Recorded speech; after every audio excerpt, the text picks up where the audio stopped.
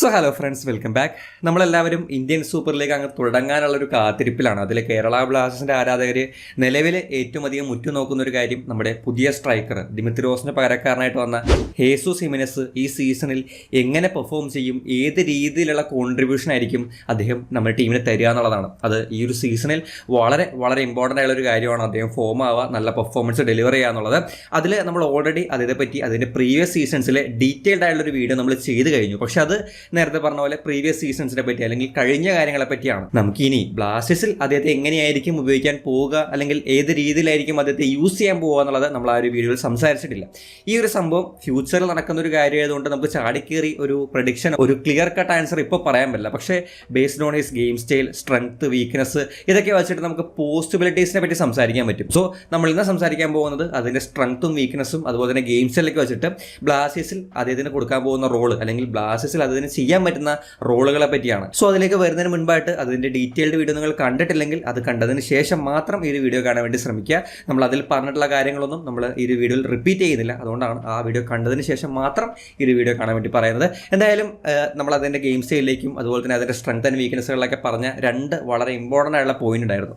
ഒന്നാമത്തേത് ball playing, അതായത് ball നന്നായിട്ട് ഹാൻഡിൽ ചെയ്യാൻ സാധിക്കുന്ന, അത്യാവശ്യം ക്യാരി ചെയ്യാനും വേണമെങ്കിൽ ഒന്ന് രണ്ട് പ്ലേയേഴ്സിനെ ഡ്രിബിൾ ചെയ്ത് കയറുന്ന ടൈപ്പ് ഓഫ് ഗോളുകളൊക്കെ നമ്മൾ കണ്ടിട്ടുണ്ടായിരുന്നു. സോ ബോൾ ഹാൻഡിൽ ചെയ്യാനും ബോൾ പ്ലേയിങ് എന്ന് പറയാൻ പറ്റുന്ന നല്ല രീതിയിലുള്ള ഒരു സ്ട്രൈക്കറാണ് അദ്ദേഹം. അതുപോലെ തന്നെ നമ്മൾ എടുത്തു പറഞ്ഞ മറ്റൊരു കാര്യമാണ് അതിൻ്റെ ഡ്രോപ്പിംഗ് അല്ലെങ്കിൽ ഫ്ലെക്സിബിലിറ്റി. ഫ്രണ്ടിൽ നിന്നിട്ട് പന്തിന് വേണ്ടി വെയിറ്റ് ചെയ്ത് കൺവേർട്ട് ചെയ്യുന്ന ഒരു ടൈപ്പ് സ്ട്രൈക്കർ അല്ല എന്നുള്ളതും, അദ്ദേഹം ഇറങ്ങി വരികയും മിഡായിട്ടും അതുപോലെ തന്നെ വൈഡ് ഏരിയാസ് ആയിട്ടൊക്കെ ലിങ്കപ്പ് കളിച്ച് നല്ല രീതിയിൽ ഡ്രോപ്പ് ചെയ്ത് ഇറങ്ങി വരാനും ഫ്ലെക്സിബിളായിട്ട് കളിക്കാനും പറ്റുന്ന ഒരു സ്ട്രൈക്കറാണെന്നുള്ളതും പറഞ്ഞിരുന്നു. ഈ രണ്ട് കാര്യങ്ങൾ, ബോൾ ഹാൻഡ്ലിങ്ങും അതുപോലെ തന്നെ ഡ്രോപ്പ് ചെയ്ത് ഫ്ലെക്സിബിളായിട്ട് കളിക്കാൻ പറ്റുന്ന ഈ രണ്ട് സവിശേഷതകൾ അദ്ദേഹത്തിന് ഒരു ഫോൾസ് നയനിന്റെ സാധ്യതകൾ തുറന്നു കൊടുക്കുന്നുണ്ട്. സോ ആദ്യമേ തന്നെ എന്താണ് ഈ ഫോൾസ് നയൻ, അല്ലെങ്കിൽ ഒരു നോർമൽ നമ്പർ 9 സ്ട്രൈക്കറിൽ നിന്നും ഈ ഫോൾസ് നയൻ എങ്ങനെയാണ് വ്യത്യാസപ്പെട്ടിരിക്കുന്നത് എന്ന് ചോദിച്ചു കഴിഞ്ഞാൽ നേരത്തെ പറഞ്ഞ രണ്ട് ക്വാളിറ്റീസ് തന്നെയാണ് മെയിൻ ഡിഫറൻസ്. ഒരു നോർമൽ ടാർഗറ്റ് മാൻ അല്ലെങ്കിൽ നമ്പർ 9 സംബന്ധിച്ച് അവർ കുറച്ചുകൂടി ഫ്രണ്ടിലായിരിക്കും കംഫർട്ടബിൾ ആയിട്ട് ഉണ്ടാവുക. ആ ഒരു സെന്റർ ബാക്സിനൊപ്പം അവിടെ നിന്ന് വരുന്ന ബോളുകൾ കൺവേർട്ട് ചെയ്യുക, ഒരുപാട് സമയമൊന്നും അങ്ങനെ ബോൾ കൈവശം വെക്കാതെ ഫ്രണ്ടിൽ നിന്നിട്ട് അവിടുത്തെ കൺവേർഷന് കൂടുതൽ ഫോക്കസ് ചെയ്യുന്ന ടൈപ്പ് ഓഫ് സ്ട്രൈക്കേഴ്സ് ആണ്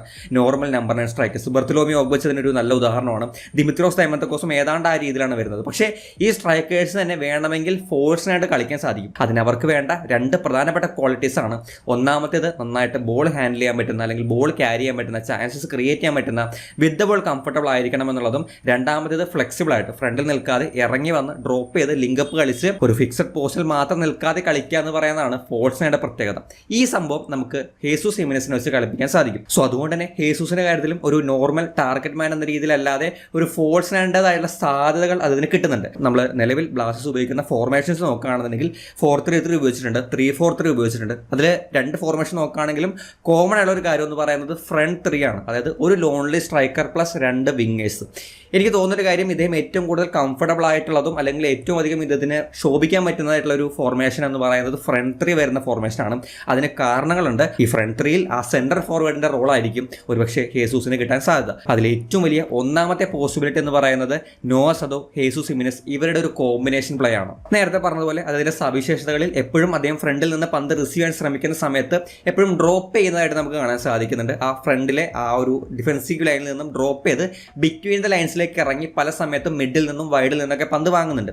ഇങ്ങനെ ഡ്രോപ്പ് ചെയ്യുമ്പോൾ തന്നെ നമ്മൾ ആദ്യത്തെ വീഡിയോയിൽ പറഞ്ഞ കാര്യമാണ്, ഇങ്ങനെ ഡ്രോപ്പ് ചെയ്യുമ്പോൾ രണ്ട് സൈഡിലെയും വിങ്ങേഴ്സിനെ റിലീസ് ചെയ്യാനുള്ള, അല്ലെങ്കിൽ ത്രൂ ബോൾ വെച്ച് കൊടുക്കാനുള്ള, അല്ലെങ്കിൽ അവരെ കണ്ടെത്താനുള്ള നോർമലി വരുന്ന സിമ്പിൾ ആയിട്ടുള്ള ഒരു ബേസിക് പാറ്റേൺ, അറ്റാക്കിംഗ് കോമ്പിനേഷൻ അല്ലെങ്കിൽ അറ്റാക്കിംഗ് പാറ്റേൺ അവിടെ അതിന് കിട്ടുന്നുണ്ട്.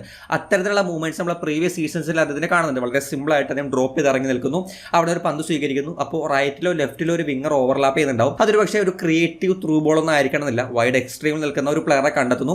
അങ്ങനെ മിഡിൽ നിന്നും വൈഡിലേക്ക് ഒരു ലിങ്കപ്പ്, ആ മിഡിൽ നിന്ന് ബിൽഡപ്പ് തുടങ്ങുന്നതായിരിക്കാം, അല്ലെങ്കിൽ അറ്റാക്ക് ചെയ്ത് റിക്കവർ ചെയ്യുന്ന പന്തായിരിക്കാം. ആ മിഡിൽ നിന്ന് വരുന്ന പന്ത് ഈ പറഞ്ഞ പോലെ ബിറ്റ്വീൻ ദ ലൈൻസിൽ നിന്ന് വാങ്ങിച്ചിട്ട് വൈഡിലേക്ക് സപ്ലൈ ചെയ്യാനുള്ള ഒരു ഓപ്ഷൻ ഇവിടെ അതിന് കിട്ടുന്നുണ്ട്. ആൻഡ് ഇത് നോർമൽ ആയിട്ടുള്ള വളരെ ബേസിക് ആയിട്ടുള്ള ആർക്കും ചെയ്യാൻ പറ്റുന്ന ഒരു കാര്യമാണ്. പക്ഷേ ഇവിടെ കുറച്ചുകൂടി എക്സ്ട്രാ എഫക്റ്റീവ് ആയിട്ട് വരുന്ന രണ്ട് പ്രധാനപ്പെട്ട അറ്റാക്കിംഗ് പാറ്റേൺ കൂടി ഉണ്ട്. അതിലൊന്നാമത്തേത്, ഈ ഒരു പ്ലെയർ ഇറങ്ങി വരുമ്പോൾ, അല്ലെങ്കിൽ ഈ ഒരു ഡ്രോപ്പ് ചെയ്ത് പ്ലെയർ ഇറങ്ങി വരുമ്പോൾ അദ്ദേഹത്തിനൊപ്പം നിൽക്കുന്ന സെന്റർ ബാക്ക്, ആ സെന്റർ ബാക്ക് അട്രാക്റ്റ് ആയി ഡ്രോപ്പ് ചെയ്ത് ഫ്രണ്ടിലേക്ക് ആ സ്ട്രൈക്കറിനൊപ്പം മുന്നോട്ടേക്ക് വരാനുള്ള ഒരു ചാൻസ് ഉണ്ട്. അങ്ങനെ വരുമ്പോൾ ഇപ്പോൾ ഫോർമൻ ഡിഫൻസ് ഒക്കെ ആണെങ്കിൽ അവിടെ ബാക്കിൽ ഒരു ഹോള് അല്ലെങ്കിൽ ബാക്കിൽ ഒരു സ്പേസ് രൂപപ്പെട്ട് വരുന്നുണ്ട്.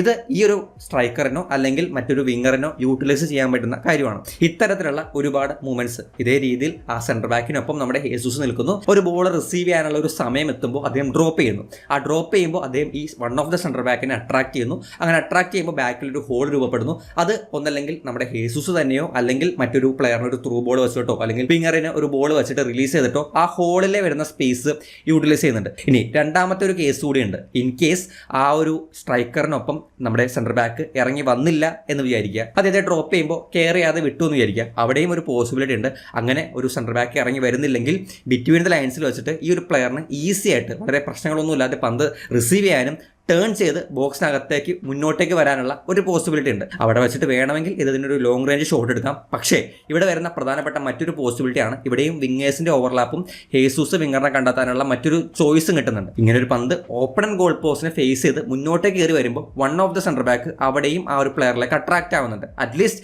ആ ഒരു ഫോക്കസ് അല്ലെങ്കിൽ ആ ഒരു ശ്രദ്ധ ആ ഒരു സെൻറ്റർ ബാക്കിൻ്റെ നമ്മുടെ ഈ ഒരു പ്ലെയറിലേക്ക് വരുന്നുണ്ട്. അങ്ങനെയുള്ള സിറ്റുവേഷനിൽ ഒരു റണ്ണ് നമ്മുടെ വിങ്ങറിനെ പ്രൊവൈഡ് ചെയ്യാൻ സാധിച്ചു കഴിഞ്ഞാൽ ആ ഫോക്കസ് ചെയ്യുന്ന സെൻറ്റർ ബാക്കിൻ്റെ ബാക്കിൽ വരുന്ന സ്പേസും വിങ്ങറിനെ യൂസ് ചെയ്യാൻ സാധിക്കും. ചില സിറ്റുവേഷൻസിൽ അവരുടെ ഫുൾ ബാക്ക് ഓവർലാപ്ഡ് ആണെങ്കിൽ ഈ പറഞ്ഞ പോലെ ആ സൈഡിൽ ഇപ്പോൾ റൈറ്റ് സൈഡിലോ ലെഫ്റ്റ് സൈഡിലോ ഹാഫ് സ്പേസസിൽ ആ സെൻറ്റർ ബാക്കിനൊപ്പം ഒരു 2v1 സിറ്റുവേഷൻ ക്രിയേറ്റ് ചെയ്യപ്പെടാനുള്ള ചാൻസസ് ഉണ്ട്. ഈ സിറ്റുവേഷനിലും നമുക്ക് ആ ഒരു ഹേസൂസിനെ വളരെ സിമ്പിളായിട്ട് വിങ്ങറിനെ റിലീസ് ചെയ്യാം. സോ ഇവിടെ എല്ലാം നമുക്ക് തുറന്നു കിട്ടുന്ന ഒരു വിശാലമായ പോസിബിലിറ്റി എന്ന് പറയുന്നത് നമ്മുടെ സെൻട്രൽ ഫോർവേഡ് പ്ലസ് വിങ്ങർ ആയിട്ടുള്ള ഒരു കോമ്പിനേഷൻ. സെൻട്രൽ ഫോർവേഡ് വഴി വിങ്ങറിനെ റിലീസ് ചെയ്യാൻ പറ്റുന്ന, വിങ്ങർ അറ്റാക്കിലേക്ക് വരുന്ന അല്ലെങ്കിൽ വിങ്ങർ ഗോൾ സ്കോറിംഗ് സിറ്റുവേഷനിലേക്ക് വരുന്ന ഒരു പോസിബിലിറ്റിയാണ്. ഇതുകൊണ്ടാണ് നമ്മളിവിടെ എക്സാമ്പിൾ ആയിട്ട് നോവയും ഹേസൂസിനെ എടുത്തത്. രണ്ടുപേരും ഈ രീതിയിൽ ഹേസൂസ് ഡ്രോപ്പ് ചെയ്ത് വിങ്ങർ ഓവർലാപ്പ് ചെയ്ത് വിങ്ങറിലേക്ക് ഒരു പന്ത് എത്തിച്ചു കഴിഞ്ഞാൽ നോവക്ക് നല്ല രീതിയിൽ ഒരു കൺവേർഷൻ ഓപ്പർച്യൂണിറ്റി തുറന്നു കിട്ടും. സോ ഇനി രണ്ടാമത്തെ പോസിബിലിറ്റിയിലേക്ക് പോകാം. അത് ലിങ്കപ്പ് ആൻഡ് സ്വിച്ചിങ് ആണ്. ഈ പറഞ്ഞ രണ്ട് ക്യാരക്ടർ വെച്ചിട്ട് തന്നെ ബോൾ പ്ലേയിങ്ങും ഡ്രോപ്പിങ്ങും അല്ലെങ്കിൽ ഫ്ലെക്സിബിലിറ്റിയും വെച്ചിട്ട് തന്നെ ഈ പറഞ്ഞ ഒരു ലിങ്കപ്പ് ആൻഡ് സ്വിച്ചിങ്ങിൻ്റെ ഓപ്ഷൻസ് നമുക്ക് തുറന്നു കിട്ടുന്നുണ്ട്. അത് മെയിനായിട്ട് മിഡിൽ വെച്ചിട്ടോ അല്ലെങ്കിൽ വൈഡിൽ വെച്ചിട്ടോ പന്ത് സ്റ്റക്കായി പോവാതെ പന്ത് അറ്റാക്കിലേക്ക് കൊണ്ടുവരാൻ അല്ലെങ്കിൽ അറ്റാക്കിലേക്ക് മുന്നോട്ടേക്ക് വരാനുള്ള ഒരു ചാൻസ് തുറന്നെടുക്കുന്ന രീതിയിലാണ്. നമുക്ക് ആദ്യം മിഡിലേക്ക് വരാം. മിഡിൽ ഓൾറെഡി 4-3-3-ൽ 3 പ്ലേയേഴ്സ് മിഡിലുണ്ട്. അതിൽ നമ്മുടെ ഹേസൂസ് കൂടി ഇറങ്ങി വന്ന് ജോയിൻ ചെയ്യുമ്പോൾ 4 പ്ലേയേഴ്സ് മിഡിലായി.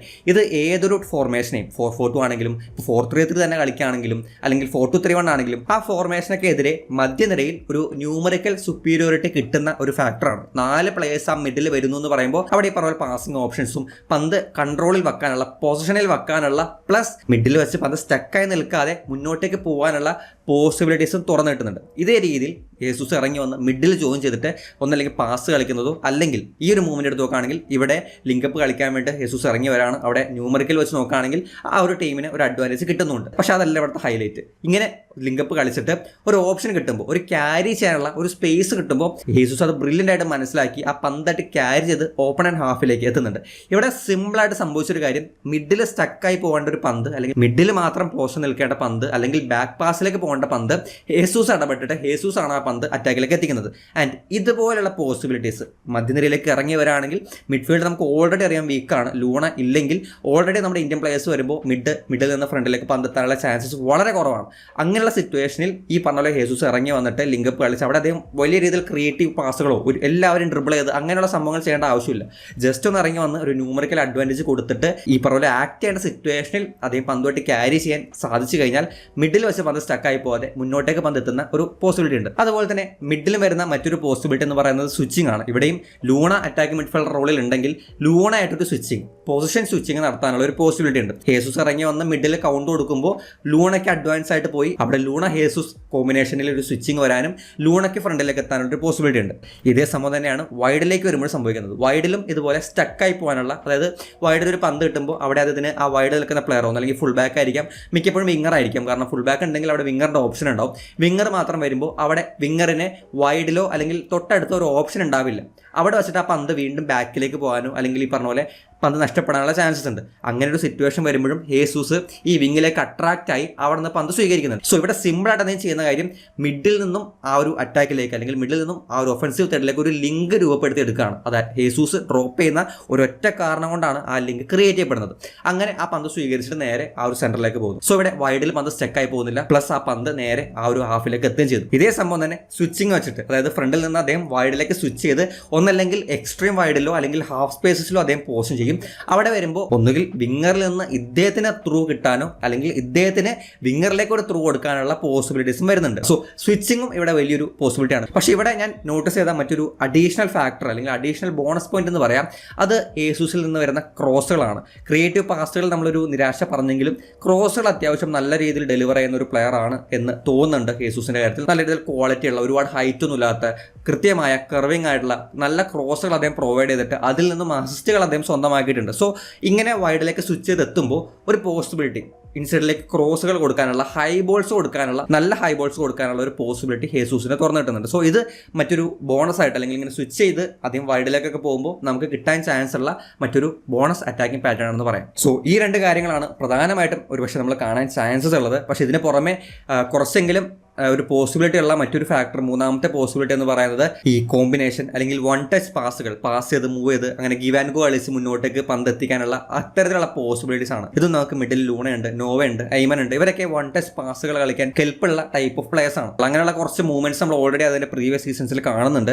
ആൻഡ് അവസാനത്തതും തമ്മിൽ കുറച്ച് കുറവായിട്ടും തോന്നിയ മറ്റൊരു അറ്റാക്കിംഗ് ഓപ്ഷൻ എന്ന് പറയുന്നത് കൗണ്ടർ അറ്റാക്കിൽ വരുന്ന പോസിബിലിറ്റീസ് ആണ്. ഇവിടെയും അതിന് സാധിക്കുന്ന അല്ലെങ്കിൽ അത്തരത്തിൽ ഇറങ്ങി വന്നിട്ട് ഒന്നല്ലെങ്കിൽ വിങ്ങറിനെ റിലീസ് ചെയ്യാനോ അല്ലെങ്കിൽ ഈ പറഞ്ഞ പോലെ പന്ത് ഒന്ന് ഹോൾഡ് ചെയ്ത് ടേൺ ചെയ്ത് ഈ പറഞ്ഞ പോലെ പന്ത് ക്യാരി ചെയ്യാനൊക്കെയുള്ള ഒരു എബിലിറ്റി ഇതിന് ചില സിറ്റുവേഷൻസിൽ കാണുന്നുണ്ട്. സോ ടോട്ടൽ നോക്കുമ്പോൾ ഈ പറഞ്ഞ പോലെ ബോൾ പ്ലേയിങ് നല്ല രീതിയിൽ ചെയ്യുകയാണെന്നുണ്ടെങ്കിൽ, നല്ല രീതിയിൽ ഫ്ലെക്സിബിൾ ആയിട്ട് കളിക്കുകയാണെന്നുണ്ടെങ്കിൽ ഒരുപാട് അറ്റാക്കിംഗ് ഓപ്ഷൻസ് ഒരു സെന്റർ ഫോർവേഡിന് അൺലോക്ക് ചെയ്യാൻ സാധിക്കും. അറ്റ് ദ സെയിം ടൈം അറ്റാക്കിൽ പന്ത് വരുമ്പോൾ അല്ലെങ്കിൽ ഫ്രണ്ടിലേക്ക് പന്ത് വരുമ്പോൾ ഇദ്ദേഹം പ്രസന്റ് ആവുകയും വേണം, അവിടെ കൺവേർഷനും ഇദ്ദേഹം ചെയ്യണം. സോ ഒരു ഫോഴ്സിനെ സംബന്ധിച്ച് ഇറങ്ങി വരിക, ചാൻസസ് ക്രിയേറ്റ് ചെയ്യുക, ഇത് മാത്രമല്ല ഏതൊക്കെ സിറ്റുവേഷൻസിൽ ബോക്സിനകത്തേക്ക് ലേറ്റ് റൺ വഴിയോ അല്ലെങ്കിൽ കൺവേർഷൻ ചെയ്യേണ്ട സിറ്റുവേഷനിൽ അവിടെ പ്രസന്റ് ആവുക എന്ന് പറയുന്നതും ഫോഴ്സിനാണ് വേണ്ട ഒരു ബാധ്യതയാണ് അല്ലെങ്കിൽ ഒരു ചെയ്യേണ്ട ഒരു ഡ്യൂട്ടിയാണ്.